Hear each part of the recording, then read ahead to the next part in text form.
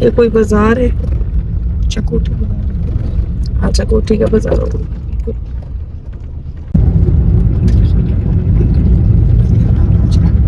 Turn left, then you will arrive at your destination. ये अब हमें दिख गया कोई यहाँ पे चेक पोस्ट।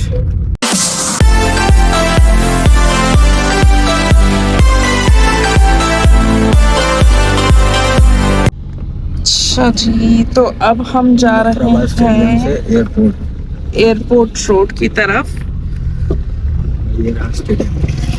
और ये रहा स्टेडियम मुजफ्फराबाद का। और अब हम जा रहे हैं एयरपोर्ट रोड से झेलम वैली। यहाँ का हर कोई रिकमेंड कर रहा है लोकल कि बहुत ही अच्छा कोई पार्क वगैरह टाइप है, तो वो चल के देखते हैं आपको क्या है।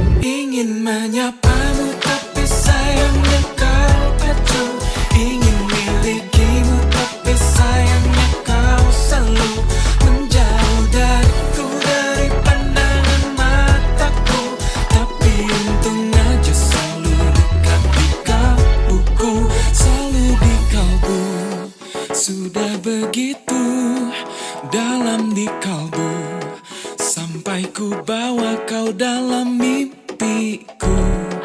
Setiap adamu penuhi pandangku, sampai ku tak mampu lepaskan bayangmu. Ku ingin menyapamu tapi tak ingin menyapamu tapi sayangnya kau acuh. Ingin milikimu tapi sayangnya kau selalu menjauh dariku, dari pandangan mataku. Tapi untung aja selalu dekat di kalbuku, selalu di kalbu. Sudah begitu dalam di kalbu, sampai ku bawa kau dalam mimpiku. Setiap adamu penuhi pandangku, sampai ku tak mampu lepaskan bayangmu. Ku ingin menyapamu tapi tak satu pun kataku mampu. ये क्या है भाई? यहाँ तो कोई कायदा वगैरह की तस्वीरें भी लगी हुई है।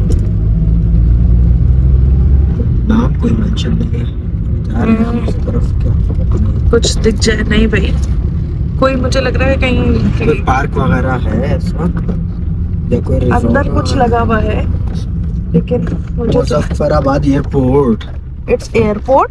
यस, ये है मुजफ्फराबाद एयरपोर्ट। अगर आपको दिख जाए बीच में से तो ये आ गया फोकस करना। मुजफ्फराबाद। अब आप कर सकते हैं, मेरा हाथ यहाँ पे सही है।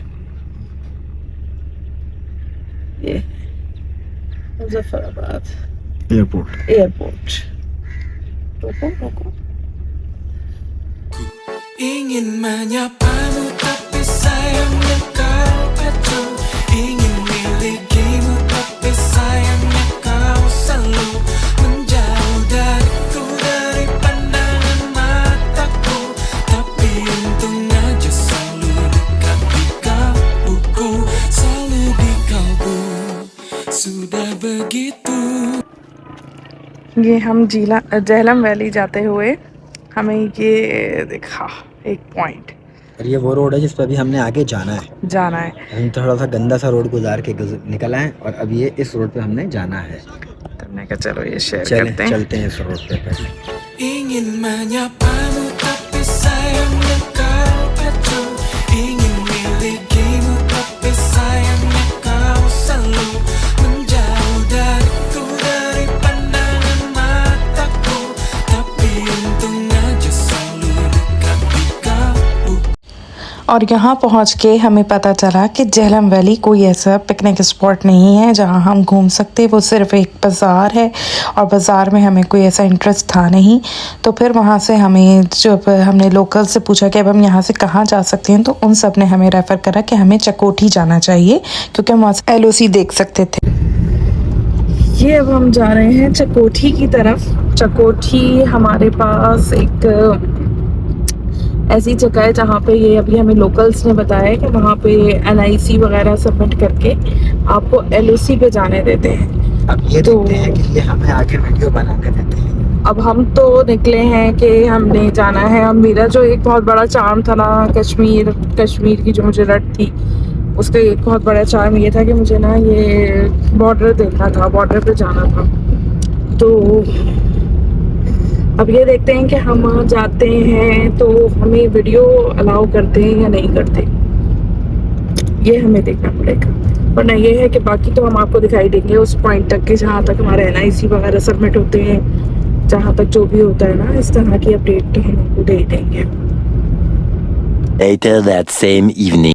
तो अभी हम होकर आए हैं LOC से। जाते वक्त तो हमने वीडियो रिकॉर्ड नहीं की, हम कुछ ज़्यादा ही डर गए थे। उन्होंने हमें हमारी सारी चीज़ें रख ली थी, सिर्फ एक हमें मोबाइल अलाउ किया था ले जाने के लिए। तो हमें ये भी जब भी नहीं समझ में आया कि वो हमें एक मोबाइल क्यों दे रहे हैं। ये हमें वहाँ पहुँच के पता चला। वहाँ पहुँच के पूरी ब्रीफिंग लेके फिर उन्होंने हमें एक पॉइंट बताया कि आप यहाँ पे अपने फ़ोटोग्राफी कर लें, और ये पॉइंट भी उन्होंने ही हमें बताया कि आप यहाँ पे जाके अपनी वीडियो रिकॉर्ड कर लें, जो भी आपने रिकॉर्ड करनी है।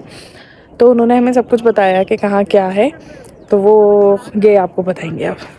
अच्छा, ये देखें ना, ये जो है रास्ता जा रहा है LOC की तरफ, और आप ये देखें कि श्रीनगर आपको दे रहा है यहाँ से, और पटन एक जगह है, उड़ी एक गांव है जो उन्होंने दिखाया है। वो उड़ी गांव अगर मैं आपको यहाँ से दिखाऊँ ना, तो ये पहला पहाड़ आपको दिख रहा है, जो दूसरा पहाड़ है ना, उसके बाद वो उड़ी गांव है। मतलब उसके बैक साइड पे उड़ी गांव है, जो दूसरा पहाड़ आपको दिख रहा है ना। मैं उसको थोड़ा सा फोकस करता हूँ आपको, बस ये इतना ही फोकस हो सकता है। तो ये उड़ी गांव है, ये जो यहाँ पे आइडेंटिफिकेशन दे रहा है ना। अच्छा, फिर उसके बाद उन्होंने ये बताया कि और इसी पहाड़ पे अगर नीचे की तरफ आते हैं तो उसका जो है ना, आपका इनकी चेक पोस्टें हैं और इंडिया का झंडा वंडा लगा हुआ है। तो खैर बहरहाल ये बिल्कुल सामने है। जो LOC है वो दरिया की सूरत में जी, यहाँ की जो LOC है वो एक नाला है, उसकी सूरत में है, और फिर वो आके दरियाए झेलम में मिल रहे हैं सारे। और यहाँ पे पूरा जो LOC है वो स्ट्रेट नहीं है, जिगजैग है।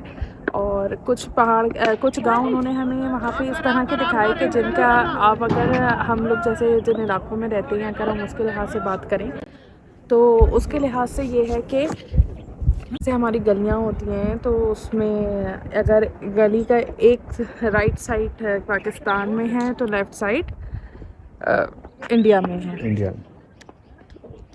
वहाँ हम कुछ रिकॉर्ड नहीं कर सकते थे ड्यू टू सिक्योरिटी रीजंस, लेकिन एक बड़ा अच्छा हमारा एक्सपीरियंस रहा। बड़ा अच्छा हमें ब्रीफ अगर किया। हम आगे कहीं ना भी जा सके ना कश्मीर में, तो हमें कोई परेशानी नहीं होगी। आपको एक चीज़ और भी दिखाऊं कि अगर आप देखेंगे कि कितने करीब करीब बैठे ना, ये आपको उड़ी 20 किलोमीटर दिख रहा है। इसके बिल्कुल आप देखें लेफ़्ट साइड पे एक छोटा सा गांव है, ये पाकिस्तान के पास है, और इसी के साथ एक दरख्त है, उसके बिल्कुल दरख्त के आप ऊपर देखें एक छोटी सी ये चौकी बनी हुई है। ये जम्मू कश्मीर है जो कि भारत के पास है।